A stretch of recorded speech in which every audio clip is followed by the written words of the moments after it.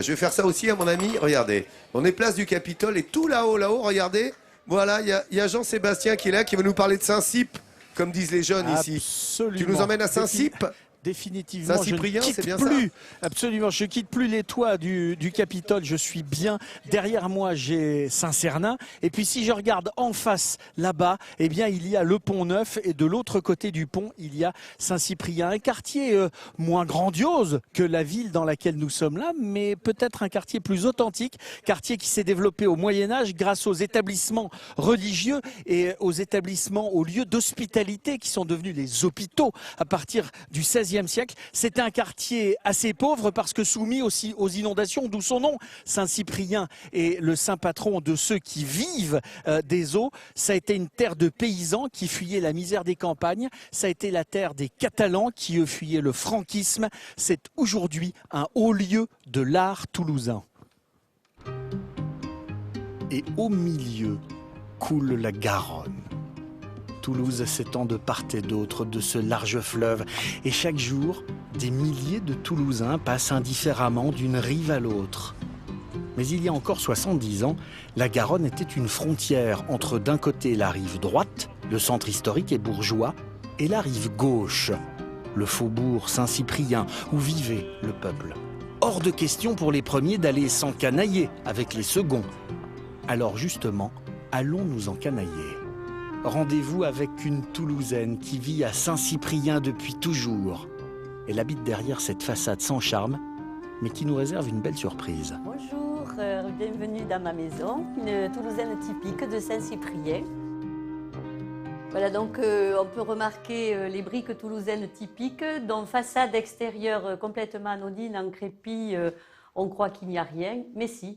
Il y a une gentille demeure qui est typique des constructions qu'on peut trouver dans tout Saint-Cyprien. Et donc la surprise évidemment c'est ce jardin en plein centre-ville puisque Saint-Cyprien maintenant se retrouve au centre de la cité et au fond du jardin notre chartreuse, souvent consacrée aux palefreniers et aux chevaux. Dans cette maison en plein centre-ville, Christine a le luxe de faire son potager. Et contrairement à ce que l'on pourrait croire, elle n'est pas une privilégiée. On a beaucoup de jardins encore préservés ici à Toulouse parce que justement les habitants sont très attachés à ce petit cocooning qu'est Saint-Cyprien. Mais il y a 30 ans, quand Christine a acheté cette maison, personne ne l'enviait guère. Depuis des siècles, la rive gauche accueille ceux que la société rejette. Symbole de cette relégation, l'Hôtel-Dieu, le premier hôpital de Toulouse fondé au XIIIe siècle. Quartier inondable, c'est ici aussi que s'installent les immigrés, comme les Espagnols, fuyant le franquisme en 1939. Ils fonderont dans ce château leur propre hôpital.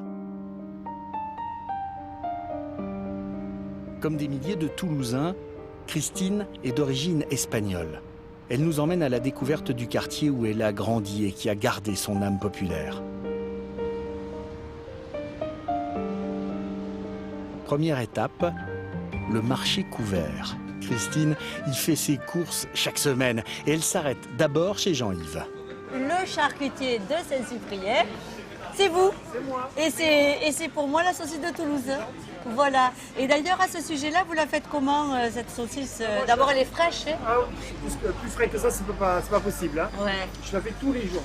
D'accord, ouais. Et je la fais avec du porc frais, viande, sel et poivre.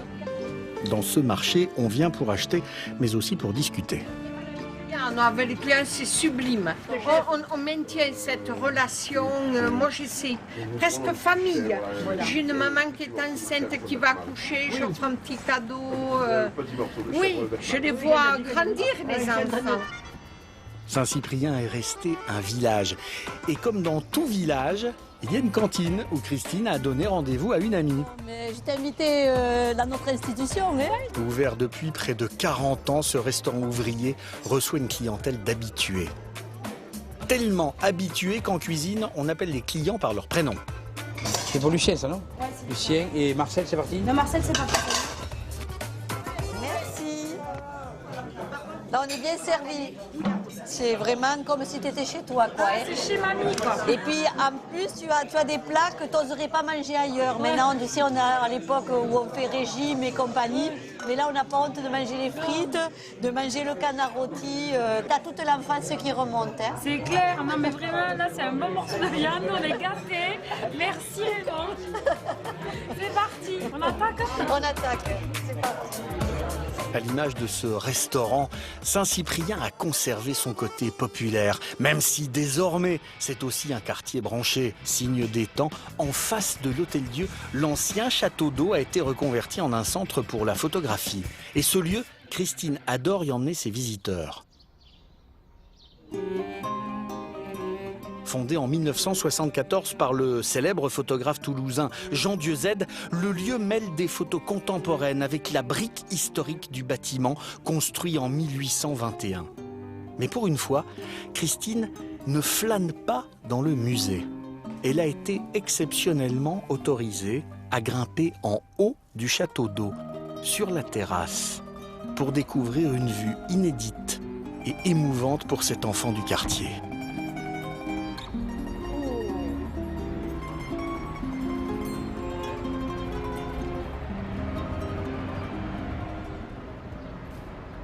C'est extraordinaire, c'est beaucoup d'émotions parce que de voir le quartier comme ça, en hauteur et puis de remarquer tous les détails, c'est vraiment extraordinaire, beaucoup d'émotions.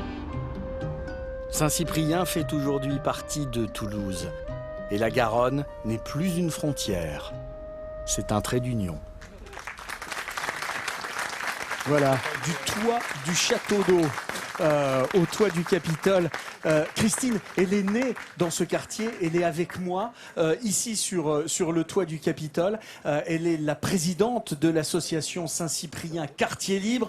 Elle fait visiter ce quartier, elle le fait aimer, elle fait découvrir le patrimoine de ce quartier Saint-Cyprien. Il y a une fête qui est organisée dans tous les événements qui sont organisés dans le quartier. C'est la fête du quartier Saint-Cyprien, c'est au mois de juin. Pour tout cet accueil, pour tout ce que l'association fait et pour vous, Christine, je suis ravi de vous remettre, je suis très heureux de vous remettre ce sourire de France ici en hauteur. C'est une première. On vous emmène de toit en toit.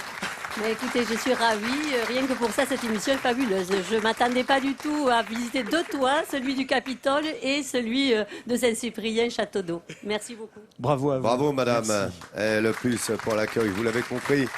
Ils sont installés là-haut, là, devant cette place du Capitole où nous sommes installés pour les 4 ans de l'émission. Je vous le rappelle, de votre magazine de découverte. Une précision, Pierre-Jean? Oui, Laurent, Saint-Cyprien était le théâtre d'une expression devenue célèbre, que d'eau, que d'eau. Ça a été dit par le président Mac Mahon, pas du tout au bord de la mer, mais bien ici à Toulouse, à l'issue des inondations de 1870, qui avaient totalement recouvert le quartier Saint-Cyprien. Je crois que c'est entre 500 et 700 morts dans ce quartier-là en 1870. Et donc c'est là où il a dit cette expression que d'eau, expression qu'on utilise désormais dans le langage courant. Merci Pierre-Jean. Vous voyez l'intérêt d'avoir effectivement ceux qui connaissent bien, enracinés ici dans le terroir, qui connaissent bien Toulouse.